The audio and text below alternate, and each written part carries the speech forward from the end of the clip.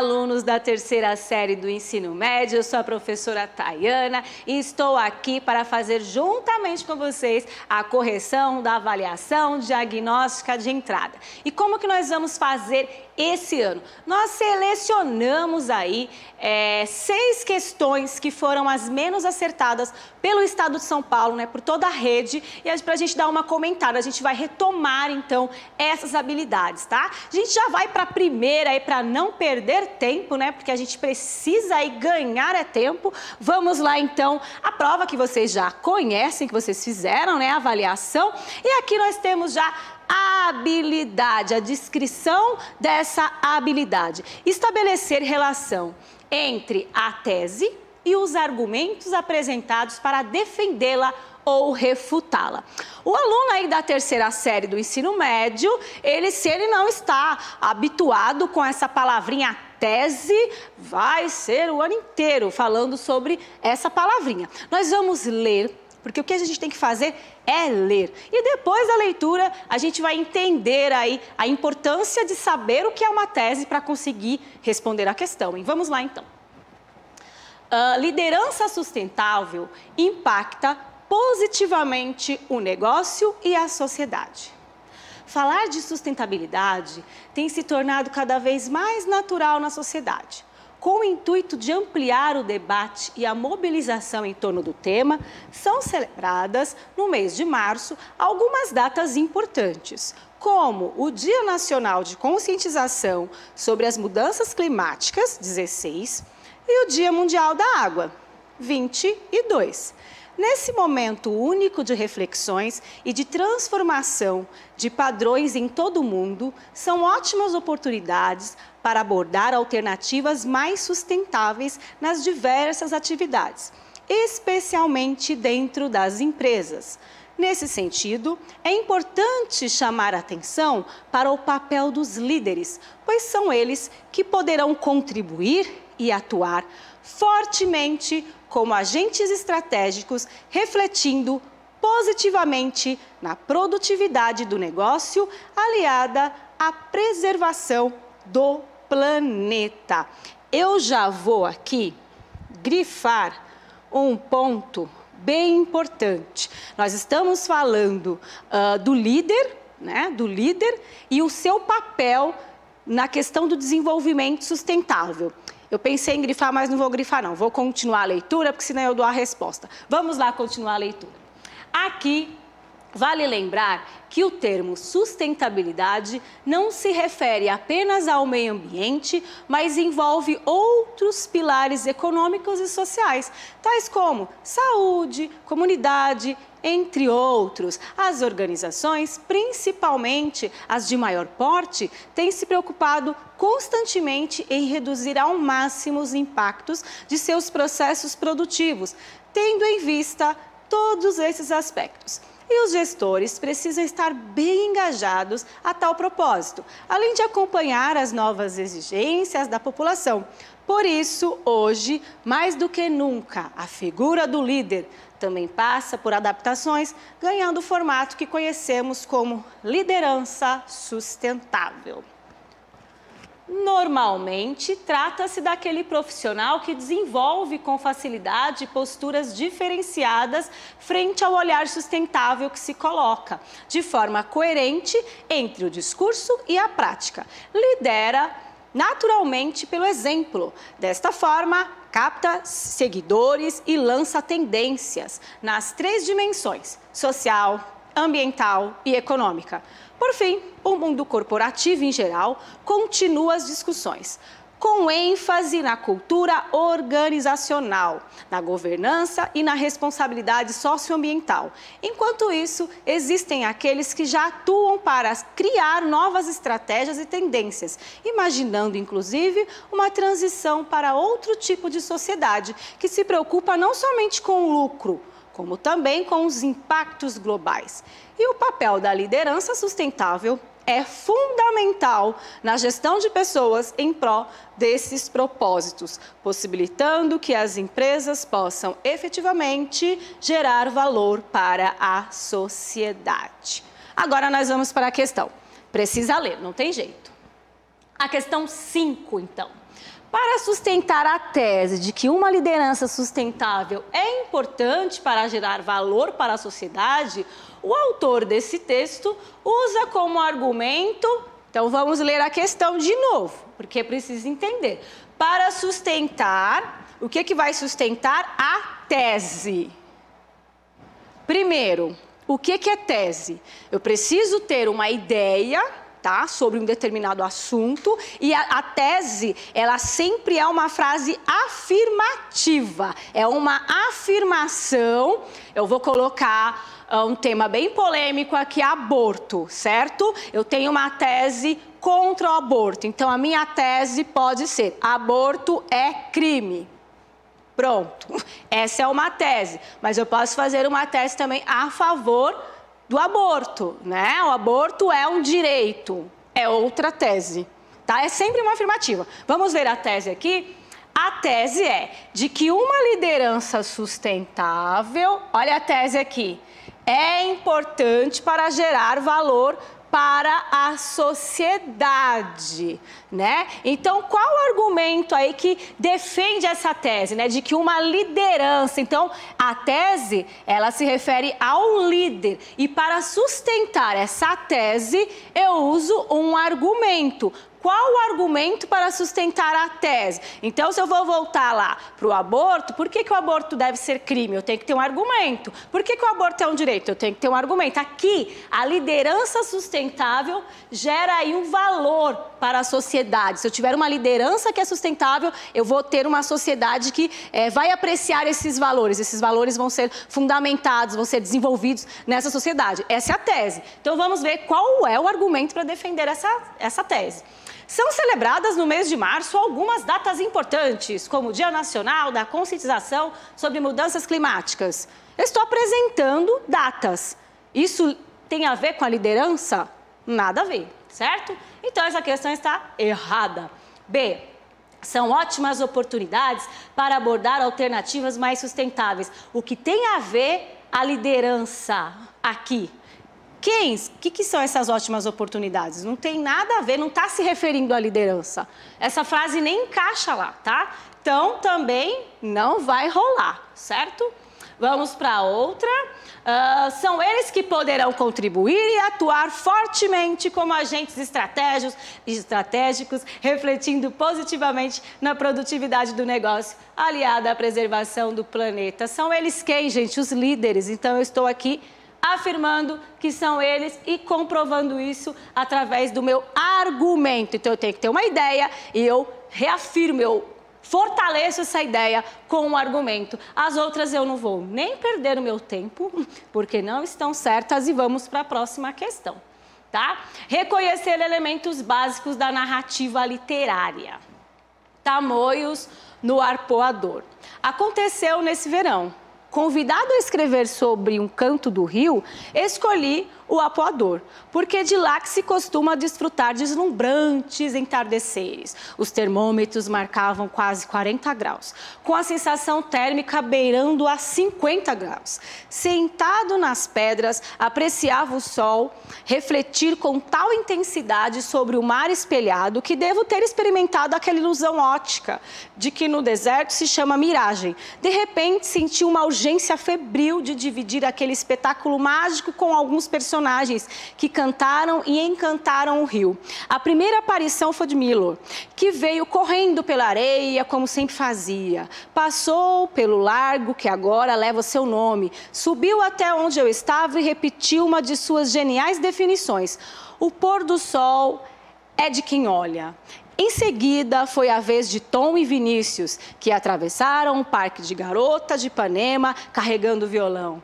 Finalmente, vindo de Copacabana, chegou Oscar Niemeyer, trazendo nos olhos as curvas das mulheres e dos morros cariocas, como quem fez sua arquitetura.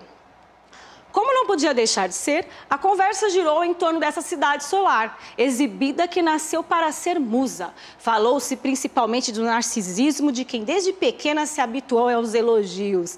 Era ainda uma criança quando um de seus adoradores, o primeiro governador-geral, Tomé de Souza, se desmanchou. Tudo é graça o que delas pode dizer. alguém lembrou que até os religiosos lançaram sobre ela olhares. E é a mais airosa e amena Bahia que há em todo o Brasil, suspirou o padre Anchieta, inteiramente catequizado. Seu colega de campanha da Companhia de Jesus, o padre Fernão Candim, sentiu o mesmo. É uma coisa ferocíssima, que é mais aprazível que há em todo o Brasil. Estimulado pela exuberância sensorial daquela tarde, resolvi corrigir Vinícius, que dizia que ser carioca é um estado de espírito. Acho que é mais. Não se trata apenas de alma, mas de corpo e alma. Ama-se a cidade como todos os sentidos, a começar pelos olhos. Olha que coisa mais linda, uma garota de Ipanema a caminho do mar. Ela vai se molhar e se estender nas areias para adorar seu corpo.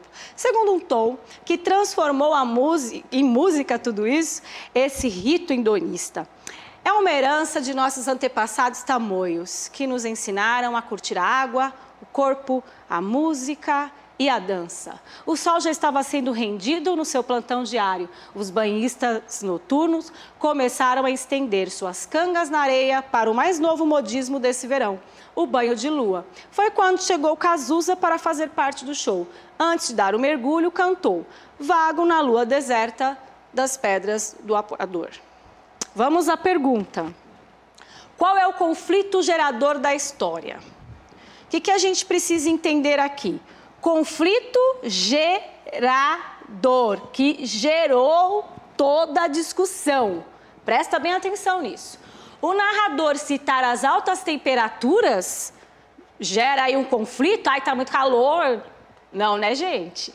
O narrador corrigir Vinícius por dizer que ser carioca é um estado de espírito, ele pode ser até um conflito ter que fazer isso, mas não é o conflito gerador, não é de onde se inicia o conflito. Então, se alguém acabou colocando essa do Vinícius, realmente, se você não prestar atenção no gerador, você confunde. Vamos lá. O narrador observar os banhistas noturnos estendendo suas cangas na areia, vamos falar a verdade aqui, nada a ver, tá? O narrador refletir sobre as belezas cariocas, eu acho que seria cariocas, aos olhos de óculos, eu não sei, também não, né? Não tem nada a ver, ele está só continuando a narrativa. Olha só onde começa o conflito, quando ele foi convidado a escrever sobre o Rio de Janeiro. O conflito, como que eu vou escrever? Vai ser muito complicado. Vamos supor que alguém te chama para fazer alguma coisa, para apresentar um trabalho, para escrever sobre o Rio de Janeiro. O conflito já começa aí, tá? Então essa palavrinha gerador realmente pegou muita gente aí de surpresa. Vamos para a última, para você reconhecer aí os recursos coesivos. Então a gente vai agora para coesão e coerência, tá bom? Vamos lá, direto para a questão. Nós temos outro texto gigante, mas vamos lá. Eu vou direto para o assunto, porque eu não tenho tempo para ler o texto, tá, gente? Mas vamos lá. Nesse texto, no trecho, e talvez tenha tido motivo, o termo destacado estabelece uma relação de... Eu vou ter que ir direto aqui. Vamos supor, eu sempre dou aquele exemplo lá. Maria foi à feira e comprou banana. E comprou laranja. Então, ela fez uma coisa, depois ela fez mais outra coisa e depois mais outra coisa. Quando eu vou somando essas ações, eu tenho o efeito de adição. Então, guarda no seu coração que essa palavrinha e, né, essa conjunção aqui, ela tem a função de somar. Tá? Então, é como se fosse um sinal de mais. Toda vez que apareceu esse eu já falei para vocês várias vezes, né? Para vocês, engraçado, para os alunos do ano passado.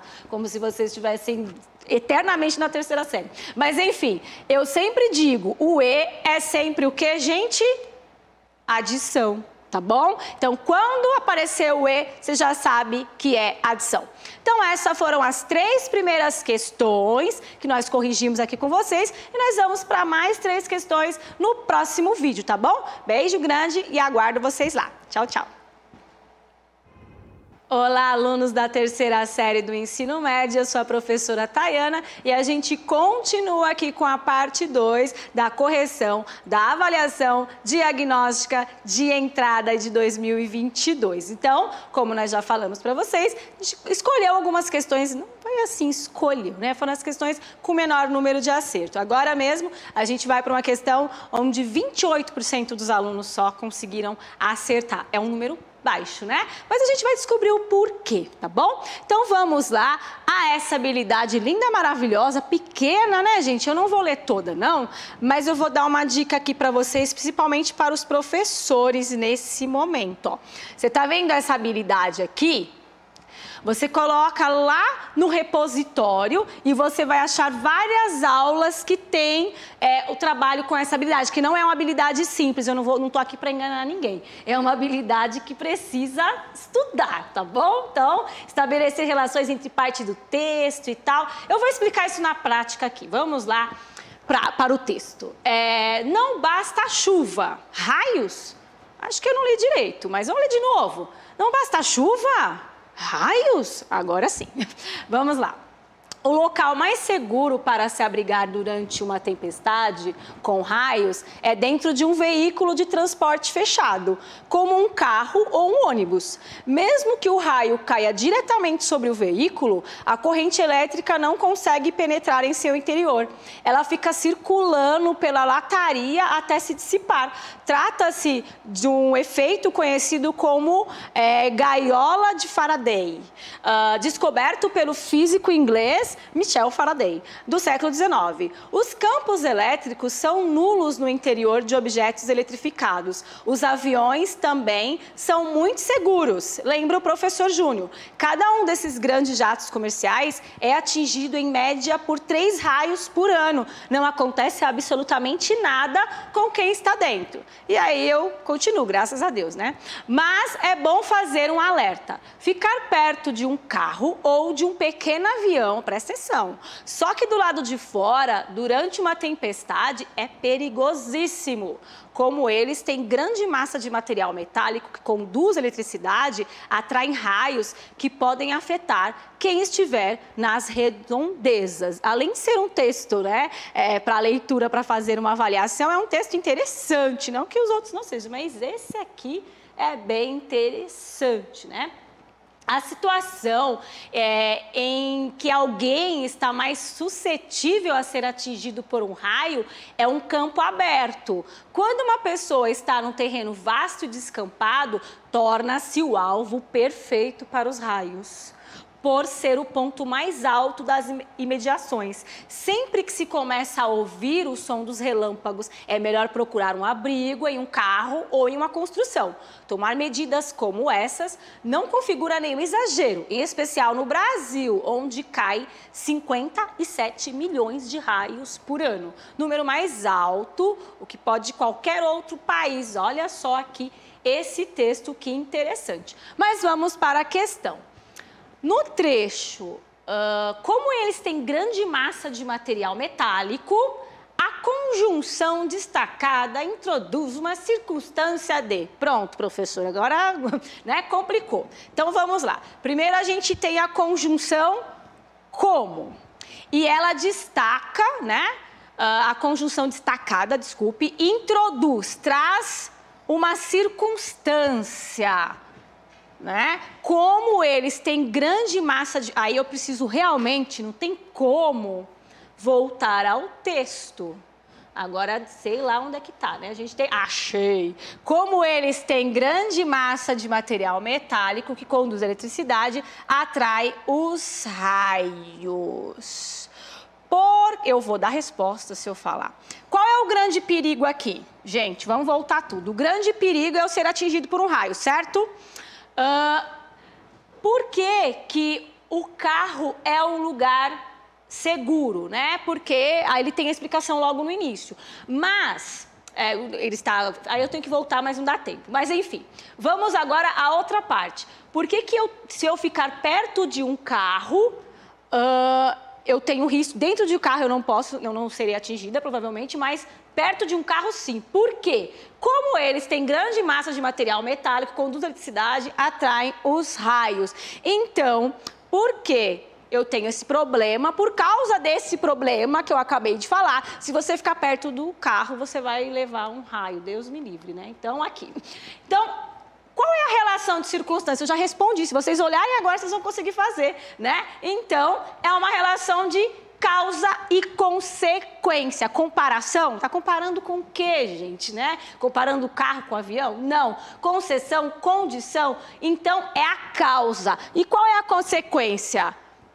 Possivelmente você ser atingido por um raio. Então, pode ser morte, a consequência. Então, aqui é a causa. Por causa disso, se você ficar perto, você pode morrer. Então, tem que fazer toda essa reflexão que não é tão simples, tá bom? Então, estudem um pouquinho mais, porque só com a explicação da prof ainda não vai dar conta. Mas vocês entenderam que por causa do que compõe ali o carro, você ficar perto, acontece o pior, tá? Então, é causa e consequência, o efeito. Certo? As outras estão erradas e vamos para a próxima, né? Analisar os efeitos de sentido decorrentes de usos expressivos da linguagem. Então, a gente vai aí com a organização dos sentidos, a semântica, tá? E tem habilidade ali, você pode procurar lá no repositório e achar várias aulas que falam sobre isso. Vamos lá. Minha cidade. Eu sou estas casas encostadas, cochichando uma com as outras. Eu sou a ramada, dessas árvores, sem nome e sem frutos, de quem gostam, a gente cansada e os pássaros vadios. Vamos lá. Nesse texto, o eu lírico se identifica com coisas antigas, naturais, simples, urbanas ou velhas. Vamos lá, quem pensou em antigas? Talvez coisa encostada significa ser antiga? Será que é antiga? Não, não é antiga. Coisas naturais. Será que você viu aqui árvore, natureza? Não sei, eu estou tentando pássaros e achou, deve ser que gosta de coisas naturais. Coisas simples. Certo? Vamos aqui, naturais, então não está certo. Simples, sim. Eu tenho que concordar aí com quem acabou errando, porque não foi tão simples para achar essa resposta, tá? Mas vamos lá juntos para a gente entender. Opa, volta aqui. Eu sou essas casas encostadas, quer dizer, aquilo que está encostado é aquilo que não tem muito valor, é aquilo que não é usado, é aquilo que não está visível, é aquilo que não está lá no destaque, tá bom? Então, cochichando uma com as outras, quem anda cochichando lá jogado, lá no... Está indo para o simples, mas vamos continuar. Eu sou a ramada dessas árvores, sem nome e sem frutos. Então, uma árvore que está ali que ninguém está nem aí para ela. De que gostam a gente cansada e os pássaros vadios, né? Mas que alguém ali se sente bem naquele lugar. É um lugar encostado, é um lugar que está ali largado, ninguém dá atenção, mas é um lugar que a pessoa cansada gosta. Então, é a simplicidade, não precisa muito para ser feliz, tá? Então, é essa a mensagem. Então, eu confesso para vocês que é uma leitura que não dá para pegar de primeira, assim, você tem que ler de novo, está nas entrelinhas. Então, você tem que, você tem uma suspeita, você vai confirmando através da leitura, tá bom? E aí você consegue chegar a essa resposta. Então, você precisa desenvolver essa... Se você ler de primeira, você vai acabar errando. Teve alguns alunos que colocaram urbanas, né? E antigas e velhas, se a pessoa prestar bem atenção, gente, na hora que ela vê aqui antigas e velhas, ela vai falar assim, não é, porque tem duas respostas iguais, então não tem como, tá? Aí ficaria, essa aqui já dá para ser eliminada, porque eu tenho essa e essa mesma resposta, certo? Então, presta atenção, eu tô falando que vocês estão errando por bobeira, tá bom? Olha essa daqui, gente, que habilidade pequenininha, né? Então, vocês podem pesquisar lá. Aqui também a questão dos verbos, tempos e modos verbais, né? Os textos de diferentes gêneros aí, as marcas que expressam a posição do enunciador em frente ao que é dito. Então, vamos lá, vamos ler. Leia o texto abaixo.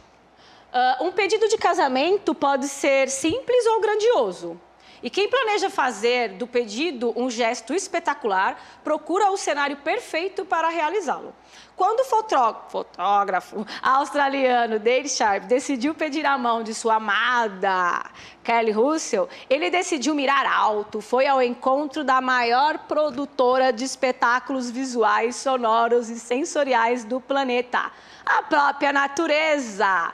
Dali pediu a mão de Karen em casamento, sob as incríveis luzes da aurora boreal da Noruega, do Círculo Polar Ártico. A natureza fez a parte dela, conforme o combinado, e ofereceu um incrível show de luzes para o pedido de Dale, que fingiu a Kylie que ia simplesmente tirar uma selfie para salvar a espontaneidade de sua reação na hora em que se ajoelhou para oferecer o anel. Curiosamente, essa foi a segunda tentativa de Dale sobre as luzes do tal cenário.